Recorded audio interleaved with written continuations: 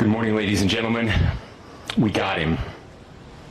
On the evening of September 11th, a family member of Tyler Robinson reached out to a family friend who contacted the Washington County Sheriff's Office with information that Robinson had confessed to them or implied that he had committed the incident. This information was relayed to the Utah County Sheriff's Office and scene investigators at Utah Valley University.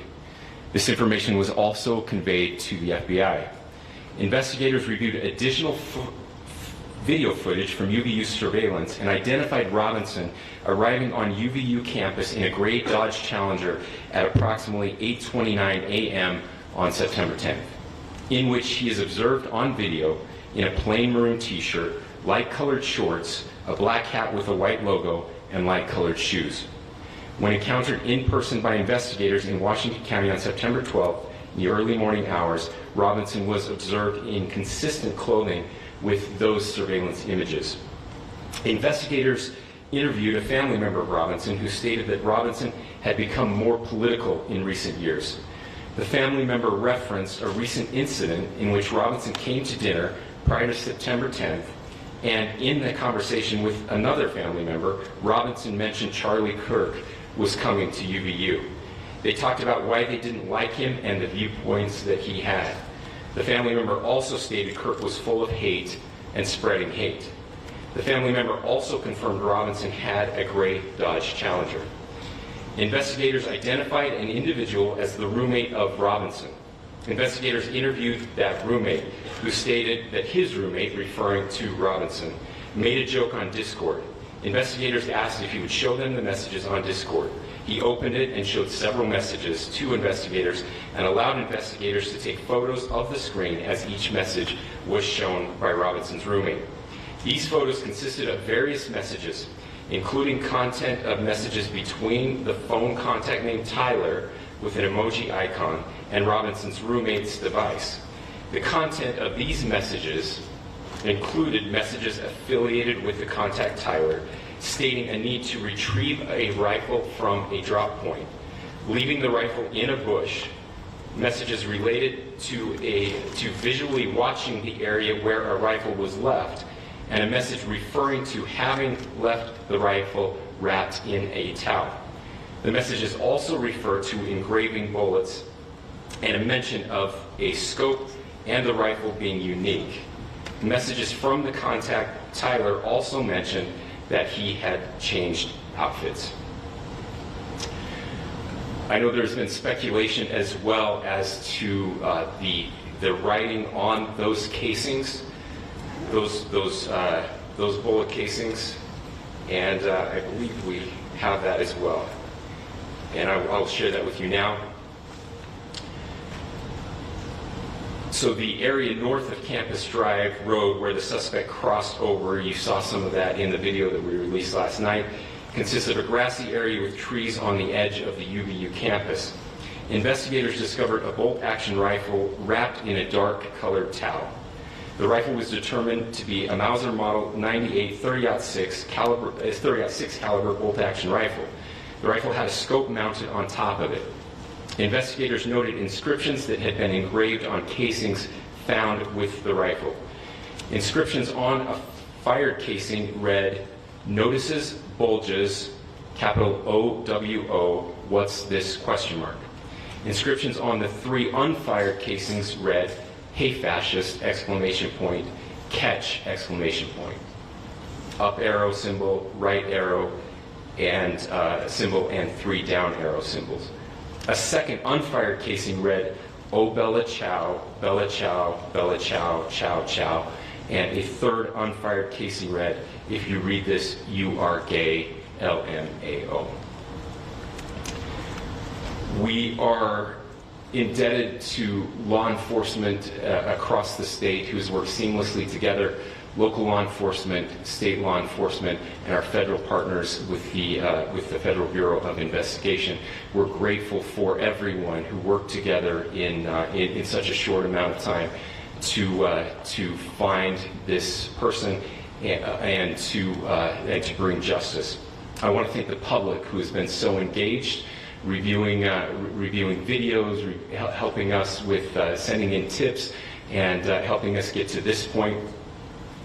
I want to thank the family members of Tyler Robinson who did the right thing in this case and were able to bring him into to law enforcement as well.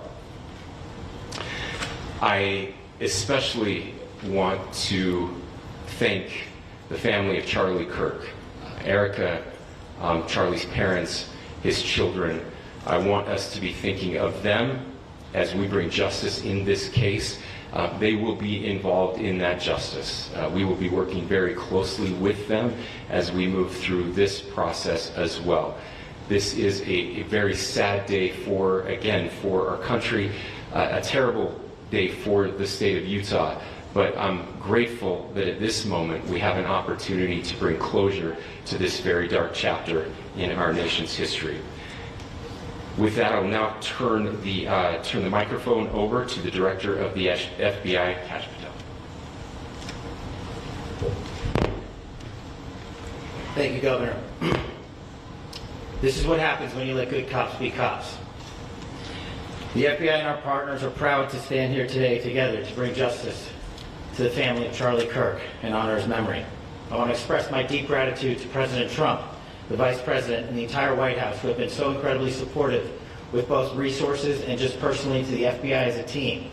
They had our backs the entire way, and I just want to express my gratitude for giving us the resources we need to operate in this space to bring this sort of justice at this sort of speed. In 33 hours, we have made historic progress for Charlie. Governor Cox, our partnership has been absolutely incredible these last few days. Our partnership will endure. Your state and local partners, your sheriffs, your DPS community has been unbelievably impressive in the hardest of times. And a case like this cannot be solved, cannot be brought without partnering with your state and local authorities. The FBI has a certain role to play. We will play that role, and we will lead after the federal government. Governor Cox, we are so grateful for your state partnership that led out on this investigation. A little bit of the timeline. Charlie was shot at 12:23 p.m. on Wednesday. The first FBI agents arrived on scene in 16 minutes with chiefs of police at 12:39 and secured the scene. The FBI immediately launched fixed-wing assets. We utilized these assets to transport personnel, specialty technicians, hostage rescue teams. We also utilized these assets to go back and forth from the East Coast and here in Utah to transport forensic evidence and other evidence that will be analyzed and is being analyzed at our FBI laboratories in Quantico and other laboratories, including the ATF. At my direction, the FBI released the first set of FBI photos of the suspect at 10 a.m. local time on 9/11. Then, shortly thereafter, the FBI reward of $100,000 was released at 10:45 a.m. local. Myself and Deputy Director Bongino arrived on the scene at approximately 5:30 p.m. on 9/11. The governor led a press conference last night at approximately 8 p.m., where at my direction, the FBI released a never-before-seen video of the suspect. We also released new images to the public of the suspect. And just last night, the suspect was taken into custody at 10 p.m. local time. In less than 36 hours, 33 to be precise, thanks to the full weight of the federal government and leading out with the partners here in the state of Utah and Governor Cox, the suspect was apprehended in a historic time period. And I want to highlight what Governor Cox said. This would not have been possible without you, the media, and you, the public. That's why we went so public, so fast, and we're so transparent, and we're committed to that transparency. The crime scene, just a little bit there. It is a large crime scene. State and local authorities, along with federal authorities, processed that crime scene quickly, and I even had the ability to walk through that crime scene and walk through the steps the suspect took to learn more about what was needed and what resources we needed to bear to create a full picture for the FBI and leadership back in Washington. Furthermore, thankfully to state and local partners, forensic evidence has been seized and continues to be garnered. Forensic evidence has already been evaluated at FBI laboratories in Quantico and state and local authorities here. We will continue to process evidence as we see it, as we collect it, and we will continue to deliver to Governor Cox and his team. Last night we had a total of approximately 7,000 7,000 leads. As of this morning, thanks to your great work, we have over 11,000 leads that were called in to the FBI. And we are running out every single lead that we can. Every one of those leads will be run out. The arrest is a testament to the dedication of good law enforcement being great, and partnerships in law enforcement, which I've tried to highlight as my tenure as the director of the FBI. There is no better relationship for law enforcement than the FBI to partner with state and local authorities, and you've seen it here in these last few days. The FBI Salt Lake field office, along with our offices in LA, Phoenix, Denver, San Antonio, Las Vegas, Pittsburgh, Buffalo, our headquarters component in Quantico, all participate in the FBI. I want to express my deep gratitude to the employees of the FBI, the men and women, the evidence response team tacticians, the special operators, the agents, the support staff. You have done monumental work in historic time when the public, who had a right to demand such an expeditious solving of an investigation, the FBI answered that call diligently, critically important to our nation, and we delivered. And I'm proud to be their leader, and I'm proud to be the director of the FBI.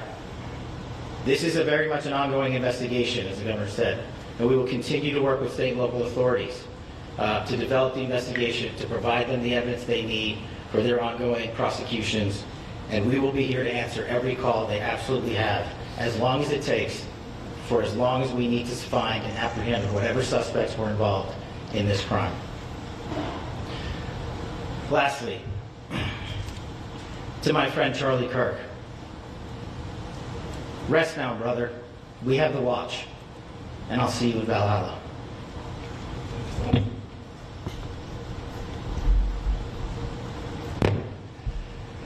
Thank you, and good morning.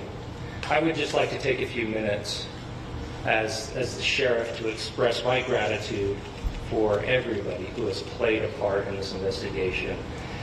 As you know, it's been a vast, complicated, and a very, very fast-paced investigation. You're looking at people standing up here who are running on, if they got an hour's sleep in the last couple of days, they're probably lucky.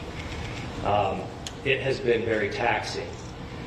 It has been so impressive, speaking on behalf of the local law enforcement, to see the cooperation that we've seen in this type of case. Across the state, sheriffs, chiefs, our state partners have stepped up and have come to the call on anything that we needed. Our county chiefs have been phenomenal. Our Utah County Attorney, Jeff Gray, who's standing up here with us, has been phenomenal in leading us through this investigation. I would like to thank the federal government for their resources, their assets. Our local team here, our FBI team, has been extraordinary in helping us work through this and bring this person to justice. Most of all, I would like to thank the public, and specifically, I would like to thank the public who turned to prayers and who turned to positiveness for us. I would like to thank them on behalf of the law enforcement community, because we needed those prayers. That's what we needed to get through this. We needed your support, and you gave it to us. We needed your patience, and you gave it to us. And I would like to thank you for the Kirk family, because that's what they need, is your support and your prayers, and that will get us through all of this. So thank you, everybody, for everybody that has stepped up. We've had such a phenomenal response to this. Thank you.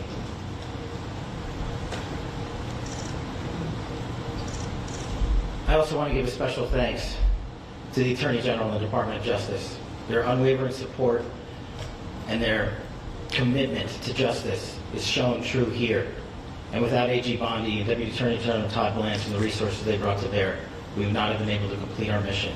And I just want to say special thanks. It's an honor to be a part of the Department of Justice. Thank you again to our incredible law enforcement team who has worked so hard. Sheriff, I got a solid 90 minutes last night, so I'm probably the most well-rested person up here. Ladies and gentlemen, I get the microphone, so I hope you'll permit me a moment just to share a few more thoughts about where we are and how we got here, and maybe a little bit of where we go from here. I don't want to get too preachy, but I think it's important that we, with eyes wide open, understand what's happening in our country today. I've heard people say, well, why are we so invested in this? There's violence happening all across our country, and violence is tragic everywhere, and every life taken is a child of God who deserves our love and respect and dignity.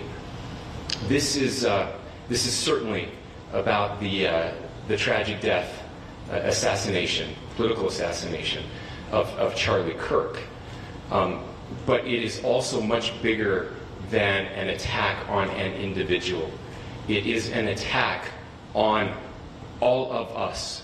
It is an attack on the American experiment. It is an attack on our ideals.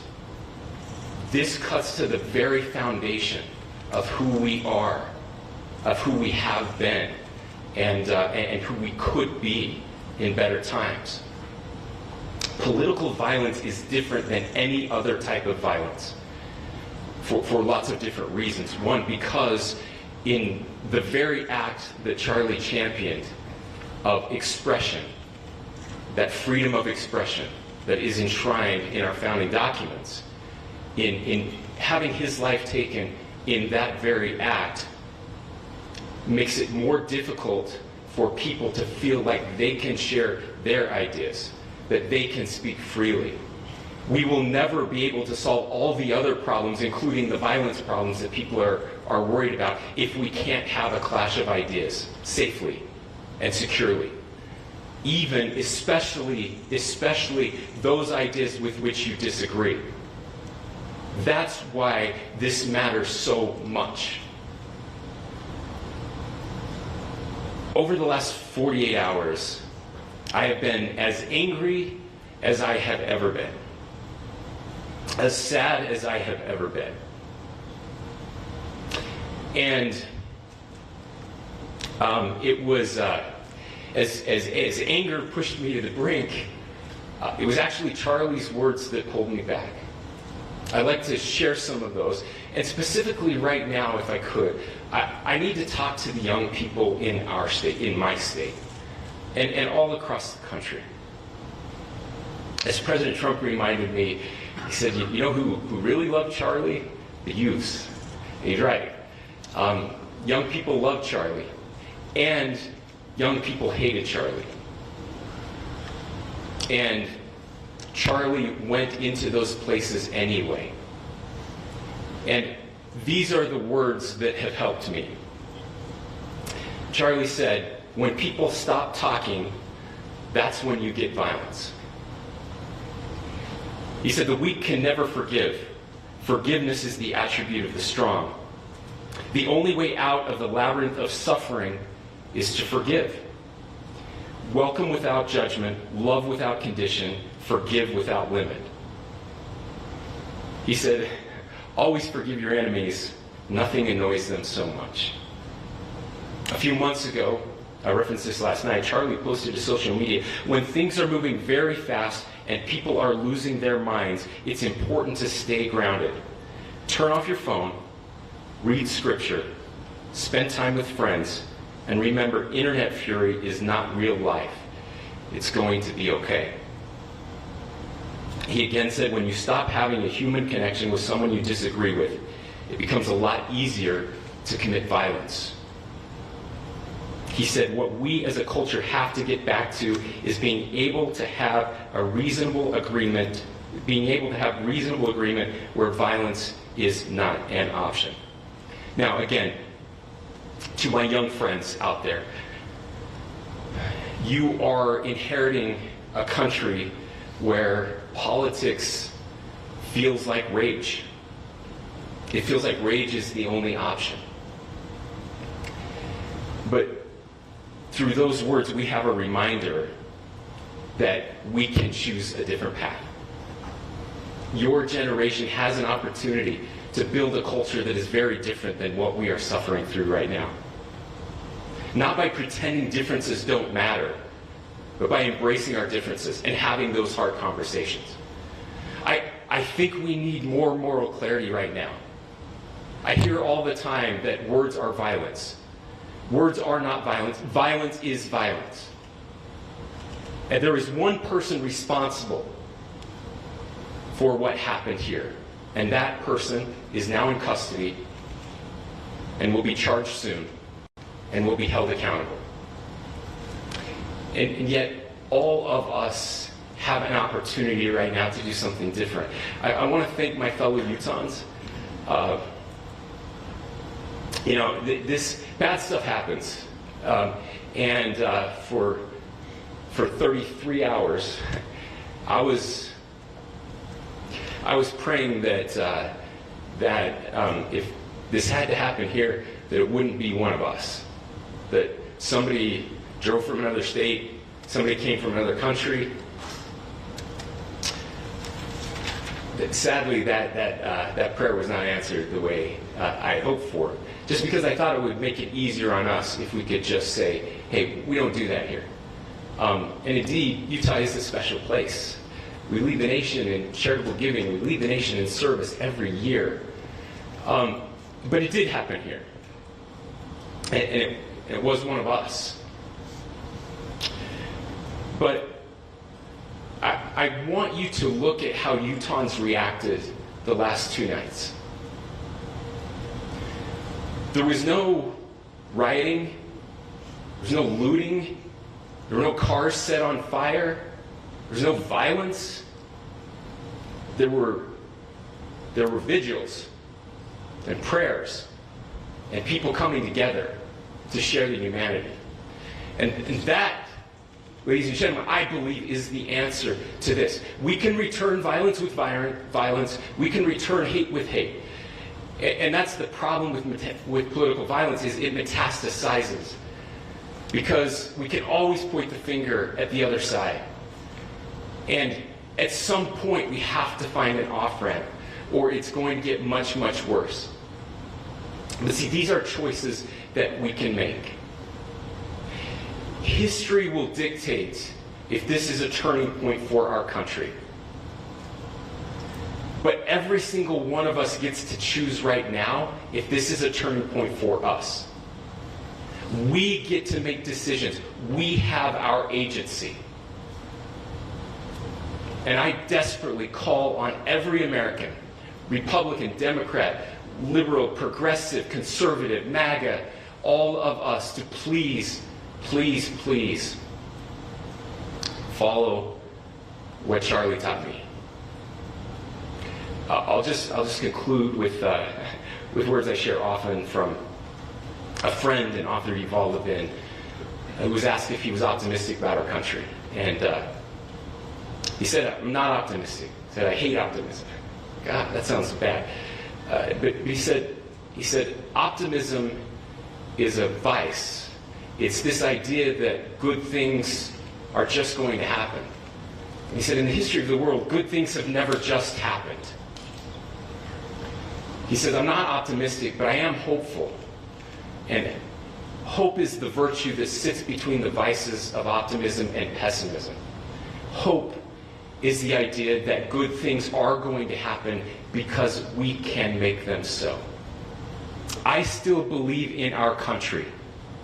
And I know Charlie Kirk believed in our country. I still believe that there is more good among us than evil. And I still believe that we can change the course of history. I'm hopeful because Americans can make it so. Ladies and gentlemen, we're happy to answer any questions you have. Governor, can you please speak to whether the suspect is speaking with authorities and his demeanor, Tyler Robinson, when he turned himself in? I cannot speak to that. Governor, how do you interpret his motivation? Governor, how do you interpret the engravings on the case of Well, I will leave that up to you to interpret what those engravings mean. I think the clearest one that says "catch fascist," there's not, and by the way, that's like catch like a ball, catch this. I think that speaks for itself. Governor, he had been communicating. So you talked about this level of hatred that this person expressed at a dinner. Beyond that, is there anything in your view that you've discovered that may have radicalized or changed him to prompt him to commit such a horrific act? There's nothing more that we can share at this time. Governor, you indicated that he had been communicating with a friend on Discord about the gun. Do you anticipate any more arrests? We do not at this time have any information that would lead to any additional arrests. Do you believe he acted alone? Yes, but the investigation is ongoing. Can you talk more about the family, what they had to say about the suspect? How he came into custody of police and where he is right now with drugs? Yes, so right now, Mr. Robinson has been booked into the Utah County Jail. You heard the president this morning report that he was taken into custody, that his family and a friend helped to deliver him into custody of law enforcement in Washington County. Those of you that don't know where Washington County is, it is the southwesternmost part of the state of Utah. It's about a 3.5 to 4 hour drive from here, where we are right now, and that's where he lived and where they turned him. Is he talking More about what the family is saying about Tyler Robinson? I can't share any more than what I've already shared. Is he talking about Governor, do you have authorities? details on how he got back to Washington County and how the gun was obtained? So, how we obtained the gun? The gun was found. How the shooter obtained the gun and how the shooter then was able to get back to Washington. So I don't have much more details on that. We do know that he drove. We had his car here on campus, and then we had his car going south back to the St. George. It's actually the city of Washington in Washington County. Is he talking with authorities and did he discuss a voting? I'm sorry? Did the suspect plan to carry out any other attacks? We don't have any information that Are you released. going to be releasing the mugshot? Yes. In fact, it was just released. Is he Yes. talking with authorities and did he discuss a motive? I can't answer that right now. Can you clarify? You've spoken very eloquently about trying to reunite this country. Do you feel that this is a watershed in American history? I absolutely believe that this is a watershed in American history, yes. The question is what kind of watershed? And that chapter remains to be written. Is this the end of a dark chapter in our history or the beginning of a darker chapter in our history? Look, I mean, if you look at true political assassinations in this country of someone of this stature, this feels a lot like the late 60s. And having one so gruesomely displayed on camera in all of our hands and in all of our pockets, we are not wired as human beings, biologically, historically. We have not evolved in a way that we are capable of processing those types of violent imagery. And by the way, we've seen another one with a gruesome stabbing very recently that went viral. This is not good for us. It is not good to consume. Social media is a cancer on our society right now. And I would encourage people to log off, turn off, touch grass, hug a family member, go out and do good in your community. That is happening, and it's happening organically right now. I had a friend in a small city in Utah who said, we're getting together, the Republicans and Democrats in my little town are getting together to have a discussion tonight, last night, just to find a way to find their better angels. So yes, this could be, I mean, again, you have to go back to JFK to have seen a video live of something like this happening. I wasn't born until 1975, but I know that things were really dark in the late 60s. Sorry to some of you. I know some of you were there. But this is our moment. Do we escalate or do we find an off-ramp? And again, it's a choice. It's a choice, and every one of us gets to make that choice. Two more questions right here. Could we clarify that the release of those enhanced images at 8 p.m., the timeline that Director Patel gave us, led to the arrest at 10 p.m.? Is there a direct connection between those two events? I cannot comment if there is a direct connection or not, but all I can say is that through some process, the family came to know that this had happened. One more thing, Governor. Could you just clarify the clothing issue you mentioned earlier? Was he changing outfits? Could Correct. you just clarify this? Yes. So when he's first spotted on campus, he has different clothing on, and then he changes clothing on the roof, and then changed back into that clothing at some point, so that when he was apprehended, when he was arrested, the clothing matched the clothing he had on before the shooting here at UVU. Last question here. You said that the suspect was from Utah. Can you kind of tell us a little bit more about where, and was he a student here at this university, and is there any history of mental illness? Yeah. I don't have any information on the mental illness part. He was not a student here at UVU. He was living and had lived for a long time with his family in Washington County. Thank you, everyone, for your great work in getting this information out. I will just say, process-wise, this may be important. I know many of you aren't familiar with the process in Utah. I think it's important that you understand that. Basically, we have 3 days for charging documents to be filed. A CI will be filed. We'll have more information then, more detailed information as those charging documents are filed in preparation for a preliminary hearing. So 3 days. So we would anticipate then that early next week those charging documents will be filed. We will obviously be working. The county attorney will be working very closely with Mr. Kirk's family as those documents and decisions are prepared and made. Thanks, everyone.